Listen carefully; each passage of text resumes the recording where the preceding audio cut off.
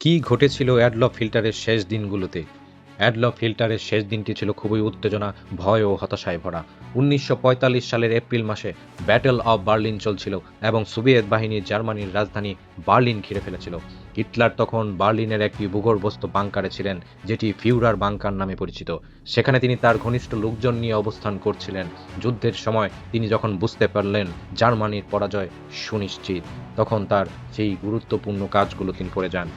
২৯ April ১৯৪৫ সালে তিনি তার দীর্ঘদিনের সঙ্গী ইভা ব্রাউনকে বিয়ে করেন। তিনি তার রাজনৈতিক উইল ও ব্যক্তিগত বিবৃতি লিখে যান। ৩০ এপ্রিল ১৯৪৫ সালে সোভিয়েত সেনারা খুব কাছাকাছি পৌঁছে গেলে হিটলার আত্মহত্যা করেন বলে ইতিহাসে উল্লেখ আছে।